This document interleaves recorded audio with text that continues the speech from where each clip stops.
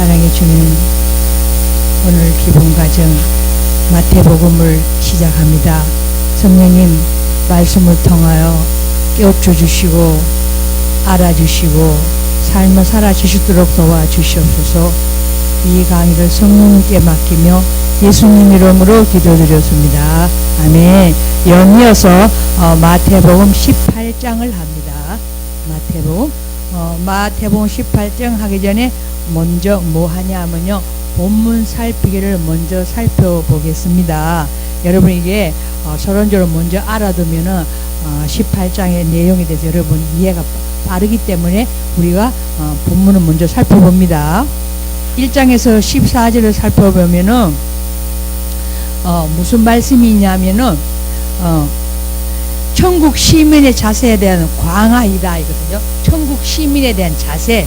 그 다음에 때 제자들은 섬기는 자로 부름을 받았으나 섬김을 받는 자리를 원했다. 왜냐하면 제자들은요 섬기라고 부름을 받아서요. 이게 영적으로 지금 여러분에게 무슨 말씀이냐면, 여러분이 하나님의 자녀로 불러주신 거는 많은 사람을 섬기려고 불러주셨어요. 여러분이, 저도 마찬가지고. 그런데 섬기라고 불러주셨는데 섬기지는 않고 자기가 섬김을 받으려고 하는 요게 잘못됐다는 것을 이 18장을 통해서 지적해 줍니다. 여러분 낮아지십시오. 섬길 받으려고는 생각조차도 하지 마세요. 언감생심 항상 낮은 자리에서 섬기려고만 하세요. 상대방은 나보다 더 낮게 여기는 그 생각, 마음, 감정 자체가 섬기는 겁니다. 이 성경 말씀은 우리에게 말씀이 다 기록되어 있는데 이 말씀은 영적이고 생명적인 겁니다.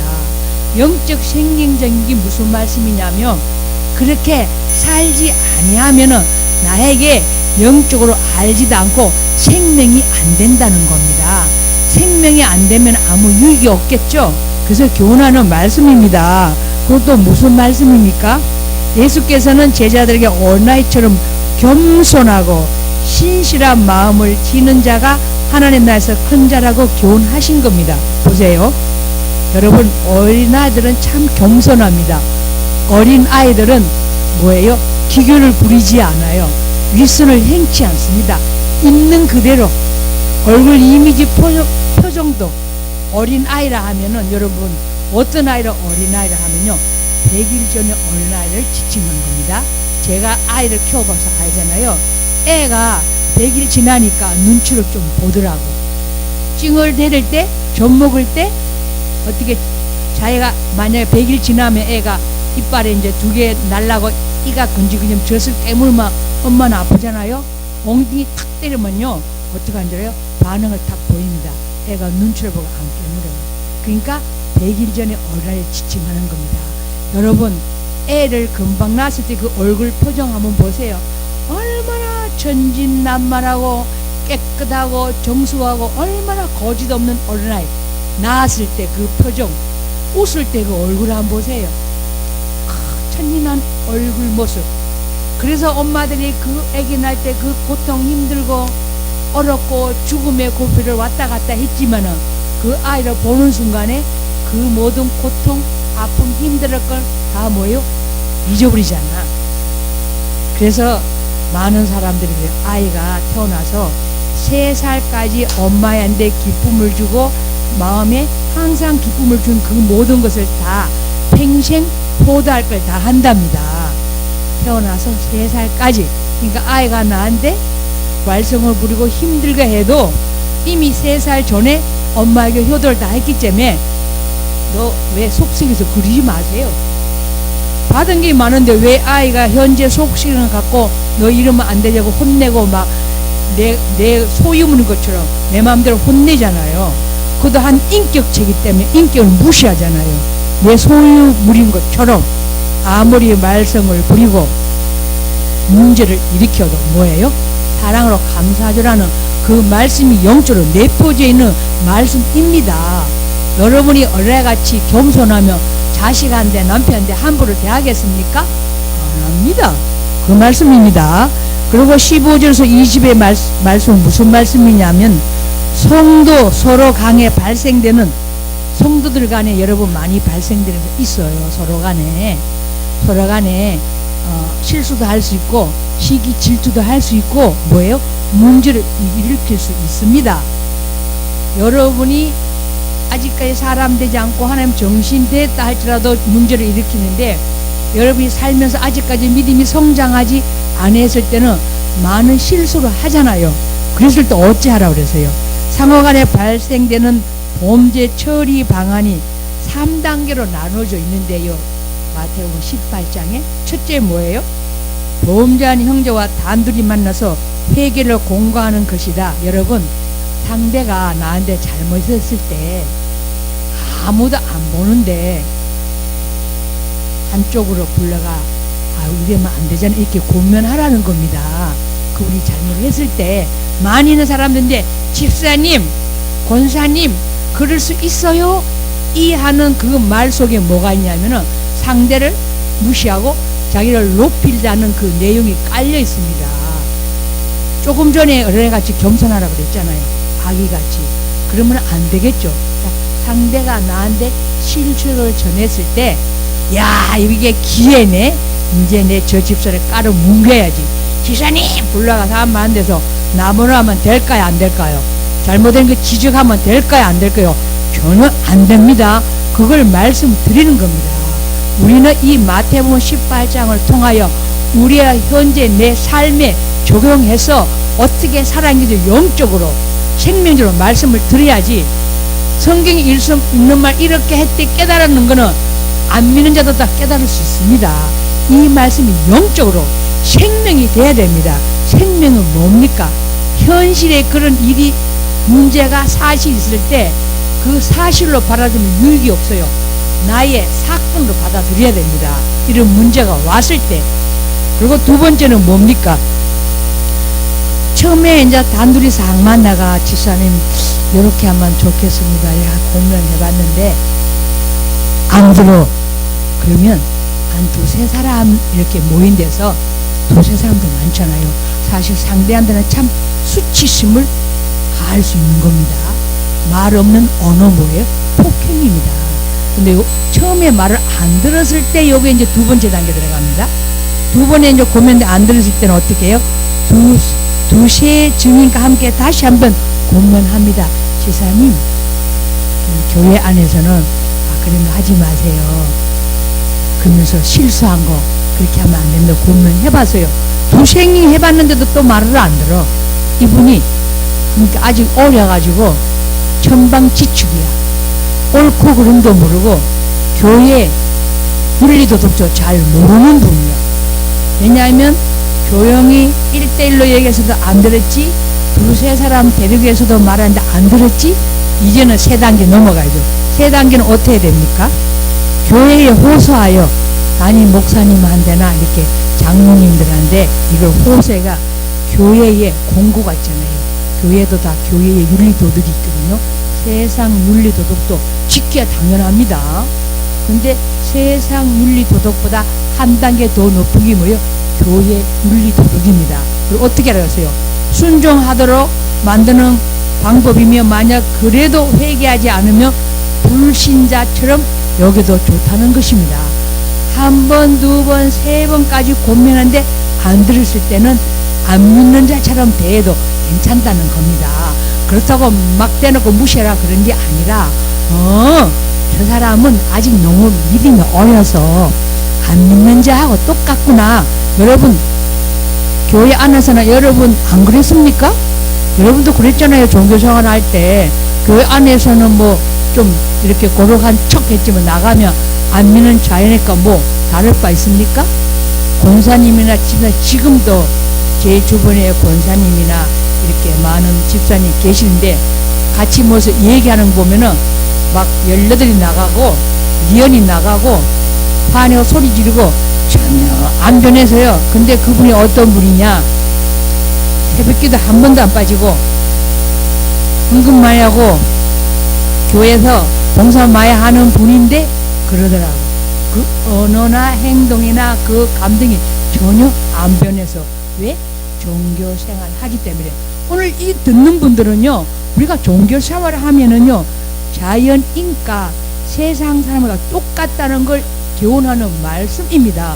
그렇게 살면 안 되기 때문에 영성 훈련을 받고 힐맨을 받고 우리가 훈련하지 않습니까? 훈련하지 않으면 모릅니다. 저도 몰라서요. 그냥 교회에서는 그렇게 거룩한 척하고 세상 나면 권사님, 집사님이나 목사님이나 보니까 똑같더라고. 안 믿는 사람 그래서 그렇게 사는 줄 알았잖아요. 근데 이제는 훈련받고 힐맨하고 우리 선배님을 바라보니까 그렇게 종교 생활은 아니고 신앙생활 해야 되고 하나님 말씀에 온전히 짙게 행해야 되는 걸 우리가 알았잖아요. 그게 하나님 말씀이 영적으로 생명되는 말씀입니다. 이 생명되는 말씀은 말씀대로 행치 않고 살지 않으면 생명이 아니 된다는 겁니다. 여러분, 겉으로 하는 것은 위선입니다. 여러분 마음 심보를 고쳐야 됩니다. 이제는 그 말씀입니다. 그리고 21절에서 35절에서는 무슨 말씀이 있습니까? 예수께서는 70번씩 7번 즉 무한한 포용력을 가지고 용서하라고 말씀하셨습니다. 여러분 성경 말씀은 7번에서 70번에도 용서해 주라 그러는데 이 말씀은 참 많이 용서한 겁니다. 여러분 저나 여러분은 하나님 앞에 사람 앞에 우리 거짓 없이 한번 우리 마음 한번 감정을 드러내 볼까요? 상대가 나를 힘들게 하면 3번 용서해 줍니까? 한 번도 용서 안 해요. 한 번도 받아칩니다. 근데 2번, 3번 어떻게 용서합니까? 아니 70번씩 7번씩 어떻게 용서합니까? 그만큼 우리가 육신성이 강하기 때문에 그렇게 못 살기 때문에 이 마태복음 18장에서 너희들은 한없이 용서해 주라는 겁니다. 그게 안 되잖아요. 여러분이 안 되고 안 살아졌기 때문에 뭐합니까? 훈련 받으니까 되잖아요. 용서가 되잖아요. 3번 아니라 7번도 되잖아요. 무한대 되잖아요. 왜? 우리가 변화, 성장, 성숙하여 예수님의 장성한 분량에 이르니까 상대의 모든 잘못된 것이 용서가 됩니다. 그래서 되기 때문에 살 수 있기 때문에 성경에 기록하셨고 그렇게 살려고 말씀하신 건지 못 사는데 살라고 기록했겠습니까? 여러분은 못 살아요.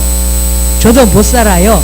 근데 여러분 안에 계신 그 성령께서 저 안에 계신 성령께서 그렇게 살게 해 주시겠다고 약속해 주셨기 때문에 그렇게 살 수 있고 살아보니까 여러분 되지 않습니까? 저도요 저를 많은 공개적으로 아주 막 그 얼굴 표정이 엄청 그냥 싸납게 저를 갖다가 제가 생각해도 상대가 봐도 전혀 제가 지적받을 일이 아닌데 막 공개적으로 막 수도 없이 하더라고.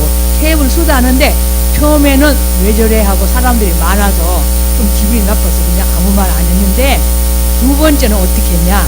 2번째는 그래 저럴 수도 있지.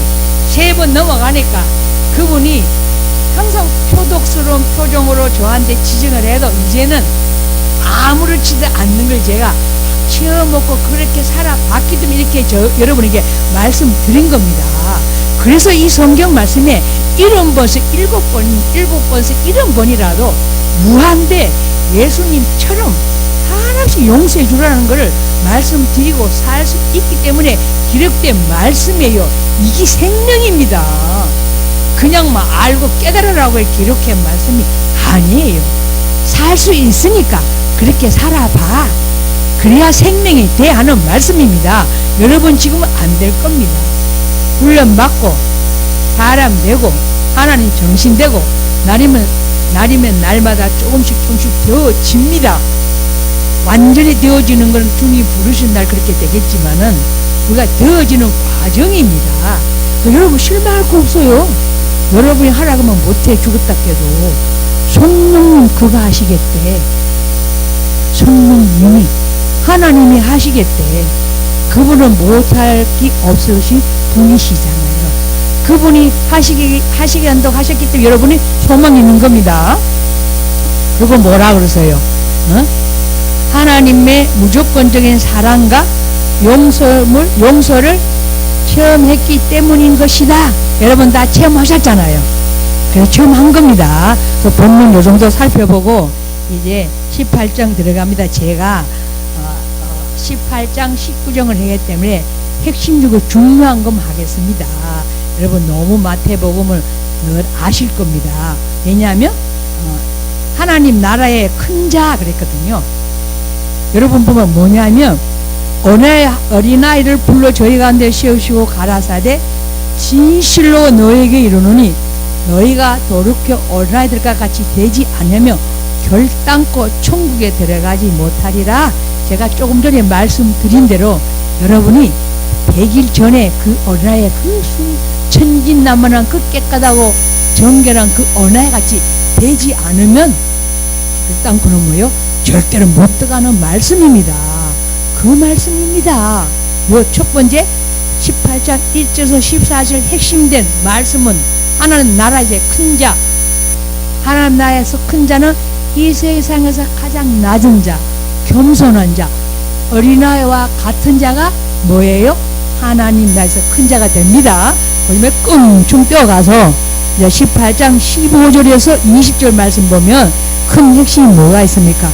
형제의 범죄에 대하여 제가 아까 말씀드렸죠. 서론적으로 여러분 말씀드리면 이 18장을 제가 다 요점적 핵심적 여러분께 다 말씀드린 겁니다. 지금은 뭐예요? 보충해서 설명드린 겁니다. 여러분 잊지 말고 머리에 각인돼서 그렇게 살아보라고, 생명을 한번 살아보라고. 아무리 알아서 깨달으면 아무 소용없어. 살아서 생명으로 내가 사는 만큼이 그게 생명이 되는 겁니다. 하나님의 말씀은 영이요 생명이라고 요한복음에 기록되어 있는 말씀 아닙니까? 보세요. 뭐라고 써요? 내 형제가 범죄하거든 가서 너와 그 사람과 상대하고 공고하라. 만일 듣지면 내 형제를 못 올 것이요 만일 듣지 않거든 한두 사람을 데리고 가서 두세 증인의 입으로 말마다 정창케 하라. 조금 전에 말씀과 드린처럼 그러다 안다면 교회하고. 그게 무슨 말씀입니까? 하나님은 무슨 말입니까? 말을 안 들었을 때 얘기를 하는 겁니다. 말을 안 들었을 때 첫 번째, 두 번째, 세 번째까지 다 적용하는 겁니다. 또 꽁충 뛰어 올라가서 또 뭐가 있습니까? 18장 21절에서 35절 말씀에 용서여 가나요? 제가 조금 전에 서론적으로 말씀드렸죠.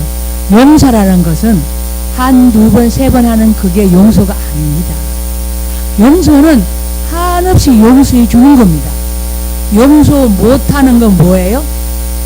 여러분의 생각, 마음, 감정이 육신적이기 때문에 상대를 용서하지 못합니다. 여러분이 죽어야 할 게 뭡니까? 여러분의 생각, 마음, 감정이 죽어버려야 됩니다. 여러분 다 비어서 꼭 뛰어야 됩니다. 죽은 자가 뭐 오른밤을 쳤다고 아프다고 뭐 반응합니까? 발로 밟아서 지근지근 진지겠다고 뭐 반응합니까?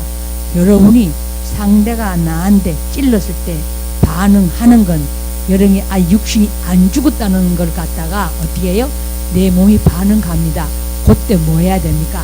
상대가 찔른 데 대해서 기분 나빠하는 게 아니라 하나님 상대가 나한테 어떠한 누명을 씌고 오고 날 일도 내가 여기서 반한 거 욕을 죽여야 되는데 그거 회개해야 됩니다. 하나 앞에 하나님 상대가 나한테 억울하를 했던 누명을 씌웠던 이 육신이 살아있으니까 제가 기분 나쁘고 반응하는 것이 죽은 자가 무슨 할 말이 있습니까? 밟아도 때려도 반응 없습니다. 그거 회개해야 됩니다. 여러분 지금까지 그렇게 살았죠? 하나님 제가 나한테 이렇게 했어요. 나 마음 아파요. 섭섭해요. 하나님 어떻게 해요? 이렇게 했잖아요. 지금은 아닙니다. 제가 사랑으로 이해 못하고 용서하지 못한 거 하나님 용서해 주세요. 제가 아직 육신성이 살아있네요. 여기 죽여주세요. 여러분 그걸 회개해야 됩니다. 역설적이죠. 잘못한 게 없는데 왜 내가 회개해야 돼 하고 반론할 수 있습니다. 근데 하나님은 그렇게 안 했어요. 예수님은 자기를 십자가에 못 박는 자에게도 반론했습니까? 전혀 안 했습니다. 오히려 그를 위해 중보기도 했죠. 여러분도 마찬가지입니다.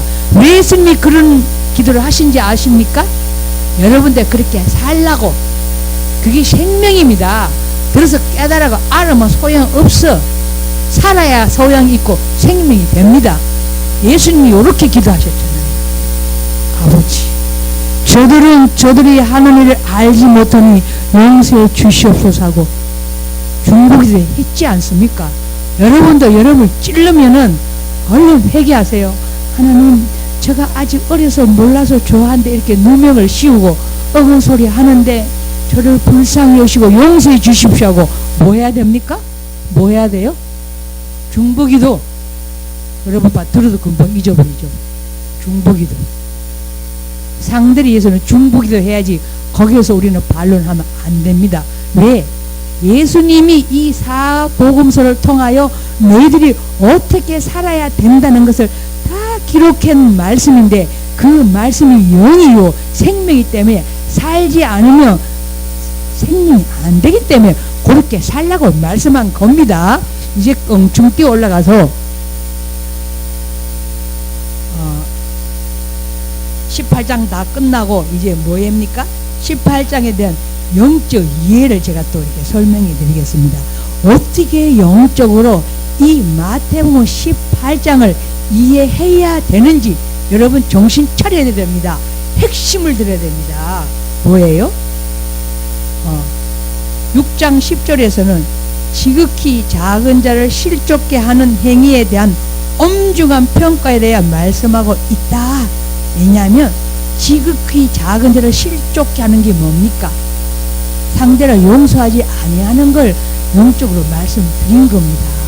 상대가 나한테 까칠했을 때 사랑으로 품었으면 그가 실족하지 아니하지 않습니까?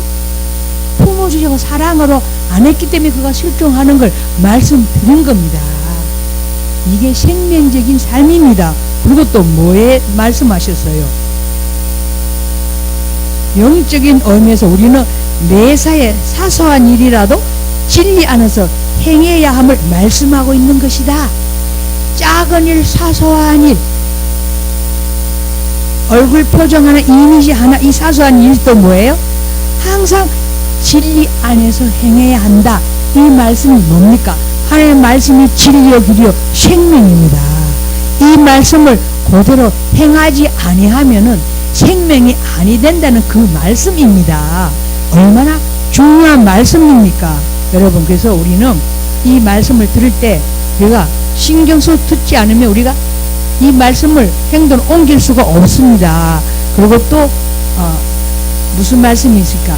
교회에서의 모든 곤진과 치리에 대하여 말씀하셨습니다. 우리는 형제가 잘못했을 때도 용서해주고 형제가 나를 찔렀을 때도 용서해주고 우리는 아무리 나를 힘들게 해도 뭐예요?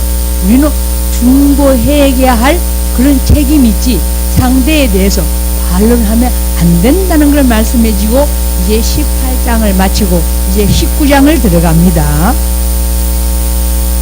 19장에 또 들어가면 또 뭐가 있냐면 첫 번에 본문 살피기가 있습니다. 이게 다르게 말하면은 서론적으로 먼저 이 마태복음 19장 말씀에 대해서 이렇게 요점은 다 정리한 걸 여러분에게 서론적으로 먼저 말씀드립니다. 그래야 이해가 빠르라고 여러분께 먼저 맛을 보여줍니다. 여러분 음식할 때 여러분 맛보죠. 간 보죠. 싱거운지 짠지 맛이 있는지 없는지 먼저 간을 보고 맛이 없으면은 소금을 더 넣든지 고춧가루를 마늘을 더 넣지 하는 거 아닙니까? 이와 같이 지금은 먼저 서론적으로 말씀드린 겁니다. 보세요. 19장에 대해서 본문 살피기를 한번 보겠습니다. 보면 19장 본문 살피에서 1절에서 12절을 보면 고난의 정점을 향해 나아가는 예수께서는 십자가 순환과 죽음의 현장이 될 때 예루살렘을 중심으로 한 유대 지방의 사역을 이제 시작하신다. 여러분이 뭐예요? 예수님이 이제 뭐 합니까? 이제 사역을 시작하신대. 자기가 십자가의 죽음으로 말미암아 뭘 하신대요? 이제 사역을 시작하신대. 여러분도 있잖아요. 예수 믿으면 첫 번째 해야 할 일이 뭐예요? 여러분이 죽는 연습하는 겁니다. 우리가 신앙생활 할 때 그런 거 가르친 목사님이 계십니까? 안 계시잖아요. 예수 믿는 건 죽는 겁니다. 어떻게 옛날에 목사님들은 그저 예수 믿으면 복 받고 공부하고 잘 되는 것만 가르쳐가지고 기복신만 가르쳐가. 예수님도 뭐요? 순환 받고 자기가 십자가에 죽는 게 이제 사역이 시작이라고 말씀하셨는데 죽는 것부터 안 가르치고 복 받는 것부터 가르쳐갖고 예수님은 잘 된지 알고 그래서 안 되면 문제가 해결 안 되면 뭐예요? 주님을 떠나잖아요. 많은 사람들이 시험이 들으면 떠납니다. 그런데 예수 처음 믿을 때부터 하나님의 기록된 말씀을 생명적으로 영적으로 그대로 어필하시면 여러분 예수 믿다가 떠난 사람이 있을까요? 안 떠나죠. 고난받으면 예수 믿는 건 고난받는 게 예수 믿는 거구나, 안 되는 게 잘 되는구나 하고 안 떠날 끼인데 처음부터 예수 믿으면 잘 된다 하니까 뭐예요? 떠나잖아요. 시험이 오면. 그러니까 제대로 가르쳐야 됩니다. 하나님 복을 안 주고 병을 안 고치는 게 아닙니다. 그건 안 구해도 네 필요한 거 다 준다 그걸 깔아놓고 말씀하시잖아요. 그건 안 구해도 된다고. 네가 의롭게 착하게 살라고 애쓰면 그 안 구해도 네 먹고 사는 거 건강은 보너스로 준다. 왜? 네가 병들면 신앙생활 잘 못하니까, 네가 배고프면은 기운이 없어서 기도 못하니까 안 구해도 준다 했기 때문에 우리는 뭐요? 의롭게 사는데 그에 초점을 맞춰서 신앙생활 해야 되는데 그래 안 가리키니까 사람들이 예수 믿다가 시험에 빠지는 겁니다. 여러분 고난이 유익입니다. 예수님이 성경에 누누이 말씀하셨지 않습니까? 고난이 너희에게 유익이라고. 고난을 통하여 너희가 순종을 배웠나라고. 자녀를 키울 때 순정 합디까 전방지축 3, 4살 때 매를 두고 때리니까 애가 내가 아파서 애들이 고치지 않습니까? 땡깡 부리는 애도 매질하면은 금방 그칩니다. 아프니까. 그래서 여러분은 고난이 유익입니다. 고난 가운데 순종을 배우고 고난 가운데 믿음이 성장 성숙하고 고난 가운데 믿음의 생명으로 살 수 있는 길입니다. 진리입니다. 생명입니다. 그래서 예수님이 뭐라 그러세요? 내가 곧 길리요 진리요 생명. 아무 길이나 가면 안 돼. 주님의 길로만 가야 될 줄 믿습니다. 그 다음에 또 뭐라 그러세요? 바로 이 시점에서 마태복음 19장 본문 살피기를 먼저 합니다. 바리새인들은 결혼과 이혼에 관해 까다로운 질문으로 예수를 함정에 빠뜨리고 했다. 이에 대하여 예수께서는 타락한 인간성에서 비롯된 이혼보다 하나님의 창조 원리의 반영인 결혼에 더 관심을 집중시키면서 부부 상호 간의 전인격적인 결합을 통한 상호 신뢰와 헌신에 대해 말씀하심으로 아예 이혼의 가능성을 배제하도록 교육하셨다. 여보세요. 얼마나 서기관과 바리새인들은 이 질문을 하는데도 얼마나 위선적입니까? 예수님이 하는 게 꼴보기 싫고 예수님이 하는 게 싫으니까 올무를 씌워서 예수님이 힘들게 하려고 이혼에 대해서 이렇게 반론하지 않습니까? 서기관과 바리새인들은 그 위선입니다. 회칠한 무덤입니다. 여러분, 우리 인간성이 그렇다는 겁니다. 여러분의 인간성이 그렇다는 겁니다. 여러분 인간성이 그러잖아요. 겉과 속이 다르지 않습니까? 저는 여러분에게 부끄럽지만은 제가 영성훈련 받기 전에는 겉과 속이 다르게 위선적인 생활을 많이 해봤기 때문에 이 육신적 인간성을 너무 잘 압니다. 지금까지 살아온 것도 너무 많이 살았는데 이제는 그렇게 위선적으로 육신성을 완전히 죽이라는 겁니다. 여러분 완전히 죽이십시오. 죽이려고 하는데 자꾸 올라오잖아. 마찬가지입니다. 올라올 때마다 어떡합니까? 하나님 앞에 도움을 청해야죠. 하나님, 제가 분명히 사랑해야 되는데 사랑이 안 되고 미움이 올라오니까 이걸 어떡합니까? 저는 하나님 말씀에 살고 싶으니까 어떡합니까? 좀 도와주십시오. 기도도 기도다운 기도, 고민도 고민다운 고민 한번 해보세요. 하나님 뜻대로 못 살아서 고민하는 거는 잠을 안 자고 밤을 지새우며 고민해도 그건 하나님 기뻐하는 고민인 줄 믿습니다. 그리고 그 밑에 뭐 합니까? 마태복음 19장 13절에서 15절에서는 제자들은 예수의 교훈을 망각하고, 예수님의 제자들은 예수님의 교훈을 망각했어요. 그리고 어린아이들이 예수께 나오는 것을 가로막았다. 그러나 예수께서 어린아이들에게 하나님 나라에 합당한 심성을 보셨기 때문에 기꺼이 안수하고 축복하셨다. 아울러 천국이 어린아이처럼 순진하고 겸손한 자들의 것이라는 점을 다시 한번 강조하셨다. 왜냐하면 예수님의 제자들이요, 어린아이들이 오니까요, 야, 애들은 절로 가, 애들은 절로 가가 막 쫓았어요. 그러니까 예수님이 제자들에게 가만히 두어라. 천국은 저 어린아이같이 되자면 천국에 갈 수 없다 하면서 어린아이들이 예수님께 오는 걸 금하지 않고 바다를 들면서 가까이 오라 그래서 어린아이들에게 기도해 주면서, 축복 기도해 주면서 어느 기도를 했겠어요? 예수님이 어린아이들한테, 얘네들아, 하나님 말씀대로 어릴 때 세상 때가 덜 묻은 너희는 어릴 때부터 하나님 말씀대로 잘 자라는 그런 축복 기도를 해주지 않았습니까? 여러분, 어린아이들이 오히려요 더 신앙생활을 잘할 수 있습니다. 세상 때가 덜 묻었고 순진하기 때문에 그 말씀을 비유적으로 말씀하기 때문에 여러분도 생명적인 삶을 살려면 어린아이와 같이 정직하게 순진하게 살라는 것을 교훈하는 비유적인 말씀입니다. 그리고 또 마태복음 19장 16절에서 30절의 말씀 뭐예요? 부자 청년은 겸손함도 구비한 인물이었다. 이 부자 청년은 겸손했대요. 그러나 보세요, 아무리 겸손해도 생명이 없으면은 그래도가 들어갑니다. 그러나도 들어갑니다.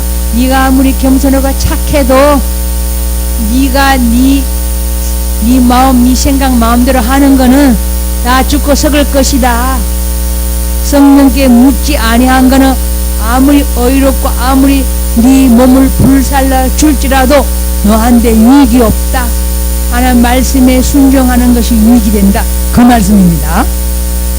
그러나 그 청년이 그렇게 겸손한 인물이 없지만, 그러나 그는 구원과 영생의 진리를 알지 못했대. 뭐냐면 구원과 영생의 진리를 몰랐대. 그러다가 뭐 했어요? 세상의 풍요와 하나님의 평안을 동시에 취하려고 했다. 뭐예요? 세상의 부경화 출세 성공을 취하려고 했다는 거. 동시에 나는 천국도 가고 세상의 낙도 즐기고 그걸 추구했던 이 부자 청년을 지칭하는 겁니다. 여러분, 세상과 짝 하는데 하나님께 원수된다 그랬어요. 세상의 부경화 출세 성경 그거 추구하면 안 됩니다. 그거 생각하는 그 자체가 하나님께 원수됩니다. 이 청년은 원수된 생각을 했기 때문에 지가 어떻게 해요? 겸손함을 겸비했지만은 그래도 부족하다는 겁니다. 그래서 뭐라 그랬어요? 이에 예수는 구원과 영생이 이 세상의 재물이나 지위, 심지어 종교적 열심으로 이룩되는 것이 아니라 오로지 하나님의 능력과 주권으로만 가능한 것임을 역설하셨다. 뭐예요? 뭐든지 하나님의 능력과 주권. 여러분은요, 여러분 주권을 내세우지 마세요. 하나님, 저는 십계명도 지키고 착하고 어이롭고 부족함 없으면 그러지 마세요. 여러분의 생각 마음을 아무리 착하고 선해도 그건 죽여야 됩니다. 어떻게 해요? 항상 여러분의 생각 마음 감정은 어디 있어요? 하나님의 정신으로 가까이 있어야 됩니다. 예수님의 인격으로 가득 차 있어야 됩니다. 예수님의 인격이 뭐예요? 예수님의 생각으로 가득 차 있어야 됩니다. 성경 말씀으로 가득 차 있어야 됩니다. 생각, 마음, 감정이 여러분의 육신에 있으면 그것 또한 회개해야 됩니다. 그걸 말씀드리는 겁니다. 그 다음에 제가 이제 그러면 19장을 이제 읽어보겠습니다. 마태복음 19장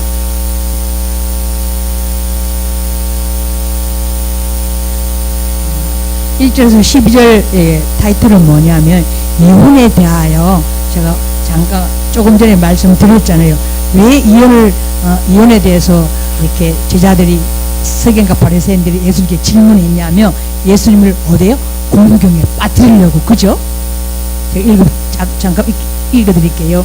예수께서 대답하여 가라사대 사람을 지으시니가 본래 저희를 남자와 여자를 만드시고 말씀하시기를 이러므로 사람이 그 부모를 떠나서 아내에게 합하여 그 둘이 한 몸이 될지는 하신 것을 읽지 못하려느냐. 이러한즉 이제 둘이 아니요 한 몸이니 그러므로 하나님이 짝지어 주신 걸 사람이 나누지 못할지니 하시니 여짜오되 그러면 어찌하여 모세는 이혼 준서를 주어서 내 버리라 명하였나이까. 그렇게 질문하니까 예수님이 대답합니다. 예수께서 가라사대 모세가 너희 마음의 완악함을 인하여 아내 내 버림을 허락하였거니와 본래는 그렇지 아니하니라. 그런 거예요.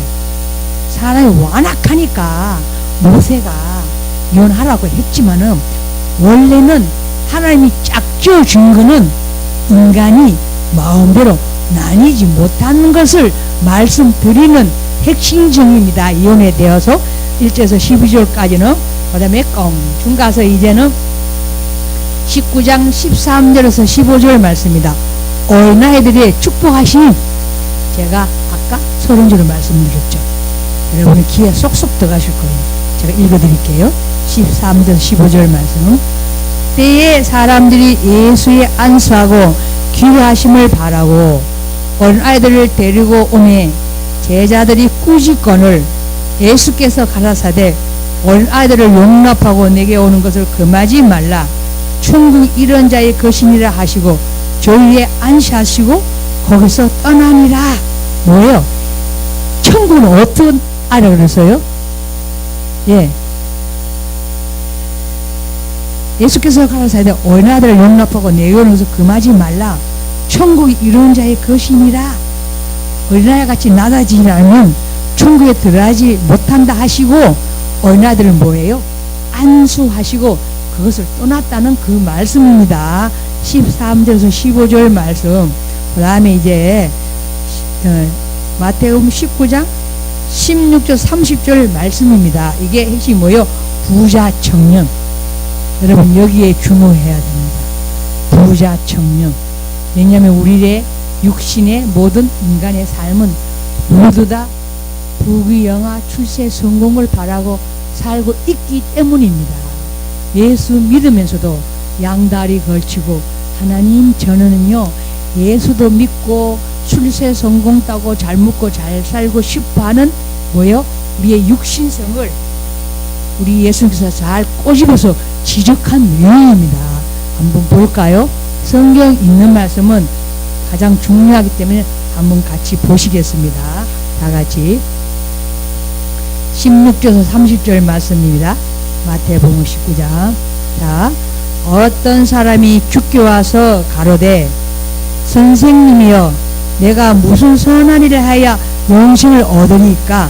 예수께서 가라사대 어째여 선한 일을 내게 묻느냐. 선한 이는 오직 한 분이시니라. 내가 생명에 들어가려면 계명들을 지키라. 가로되 어느 계명이옵니까? 예수께서 가라사대 살인하지 말라, 간음하지 말라, 도둑질하지 말라, 거짓 증거하지 말라, 내 부모를 존경하라, 내 이웃을 내 몸과 같이 사랑하라 하신 것이니라. 그 청년이 가로되 이 모든 것을 내가 지켜 사오니 아직도 무엇이 부족하니까?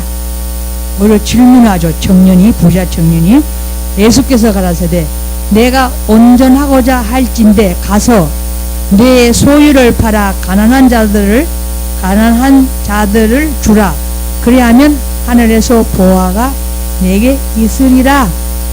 그리고 와서 나를 쫓으라 하시니 그 청년이 재물이 많음으로 이 말씀을 듣고 근심하여 가니라. 예수께서 제자들에게 이르시되 내가 진실로 진실로 내게 이르노니 부자는 천국에 들어가기가 어려우니라.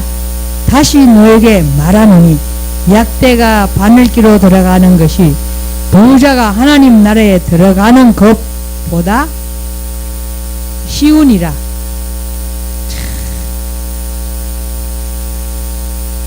제자들이 듣고 심히 놀라 가라되 그런즉 누가 구원을 얻을 수 있으리까? 예수께서 저희를 보시며 가라사대 사람으로 할 수 없으되 하나님은 다 할 수 있느니라. 보세요. 사람을 할 수 없지만 하나님은 다 할 수 있대. 부자도 예수 얼마든지 묻고 천국 갈 수 있다는 겁니다. 여러분 성경에 말씀 있잖아요. 삭개가 부자입니까 아니옵니까? 부자요. 그래서 이 부자 청년은 예수님 어떻게 하면 구원 얻으리까 하고 했을 때 돈이 많아가지고 네 재산을 다 팔아 가난한 자를 나눠줘 나를 따라내 근심은 떠났지만은 삭개오는 예수를 딱 만났을 때 어떻게 했어요? 주님 제 재산을요 절반이나 다 가난한 자에게 나눠주고 누구한테 착취한 거 있으면 한 배를 더 받았으면 4배나 갚겠나이다고 뭐예요? 예수님께 제 재산도 드리고 예수님 묻기도 전에 스스로 드리고 뭐예요? 남한테 뺏은 거 있으면 4배 갚아주고 그랬잖아요. 그러니까 예수님 뭐라 하세요? 오늘 내가 너희 집에 거하리라. 구원을 즉시 이루어진 겁니다. 완전히 부자 청녀가 반대되잖아요. 여러분 그래야 돼요. 예수님이요 혹시라도 제가 돈이 많이 없어 이런 생각한다고 말씀하지 마십시오. 제가 돈이 많이 있다면 제가 나이가 70이잖아요. 있다면 지금 없으니까 하나님이 저한테 은주야 네 재산 너 이제 조금 있으면 나 천국 내 솜사탕 같은 내 품에 안기잖아. 이 세상에 네가 천국을 누리지만은 그 천국과는 비교할 수 없어. 너 있는 재산 나한테 다 갖다 바치고 이 청년한테 물었잖아요. 이 재산 가난한 자 다 나눠주라고. 하나님이 저한테 만약에 너 가난한 자에게 다 나눠주고 다 하나님께 드리라 그렇게 하면 저는요 아멘 합니다. 제가요 안 드려보고 이런 말을 하면은 위선이겠죠? 증명도 있고 사실입니다. 저는 전 재산을요 하나님이 드리라고 하나님이 나한테 말했을 때 하나님이 저한테 이 말씀을 주셨어요.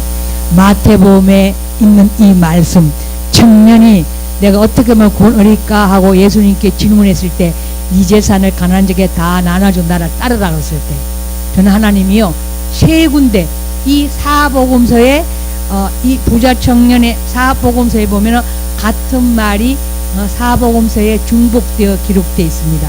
저는요 저 전 재산이 그게 다였어요. 생활비까지 있는 거 뭐 통장에 잔금까지 다 합치고 또 누가 좀 주는 것까지 그거 합치니까 그게 맞춰지더라고. 전 다 드렸어요. 근데요 드릴 때 그냥 드린 게 아니라 정말 기쁘고 감사한 말을 드렸어요. 그래서 제가 만약에 돈이 많으면 뭐 10억 100억 일이 있다면은 제가 있다면은 하나님이 드리라고 이렇게 하면 이 부자 청년은 저는 걱정 근심하다가 떠나가는 게 아니라 오 주님 감사합니다. 어떻게 저한테 이런 말씀을 하십니까 하고 저는 드릴 수 있어요. 제가 먼저 말씀드렸잖아요. 제가 돈이 없어서 그런지는 모르지만은 있으면 그럴 수 있다는 걸 말씀드립니다. 왜냐하면 제가요 실제로요 하나님께서 저에게 말씀하셨을 때 숨겨도 할 수 있는 마음을 주셨어요. 그리고 그때요 많은 사람들에게 어머 목사님 우리 이러다가 다 순교할 수 있겠네요 하고 제가 입으로 고백한 적도 있습니다.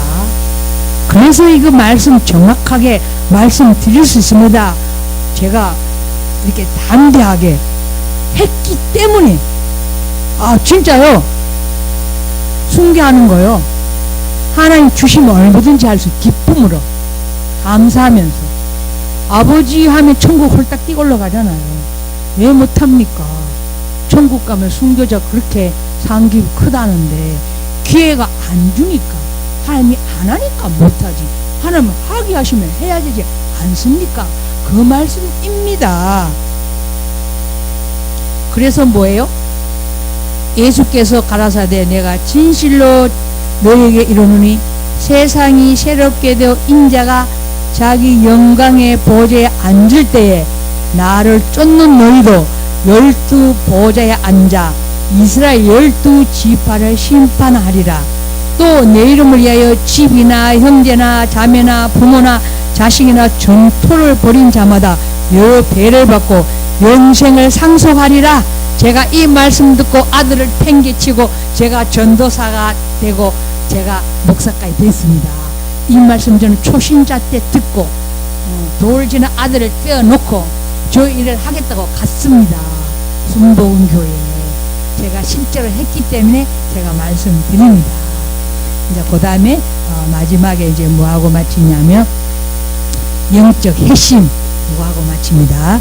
책 읽는 분은 같이 읽겠습니다. 영적 이해 여기 마지막입니다. 하이라이트 읽습니다. 부자 청년이 재물에 대한 집착 때문에 영적인 축복을 외면한 내용이 나온다. 여기서 부자는 세속적인 삶에 마음을 빼앗긴 자들을 지칭하는 포괄적인 개념으로서의 말이다.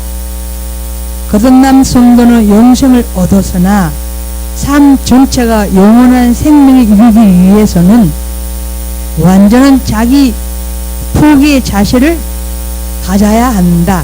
즉 내면적으로는 인간의 행위로 하나님의 계명을 지킬 수 없다는 철저한 자기 부인과 외적으로는 하나님 사랑과 이웃 사랑의 실천적 삶이 동반돼야 한다. 동반 뭐냐면 하나님 사랑 이웃 사랑이 실천해야 된다는 겁니다. 말로만 하는 게 아니고. 그리고 뭐예요? 우리가 예수 믿고 생명적인 삶을 살기 위해서는 완전히 뭐요? 자기가 죽어야 됩니다. 여러분, 저와 여러분 지금도 여러분 많이 죽었지만은 완전히 죽기 못했기 때문에 우리 완전히 죽읍시다. 이 유튜브를 듣는 우리 훈련생 여러분도 같이 죽읍시다. 예수 믿는 거는 자기가 죽는 겁니다. 할렐루야. 마칩니다.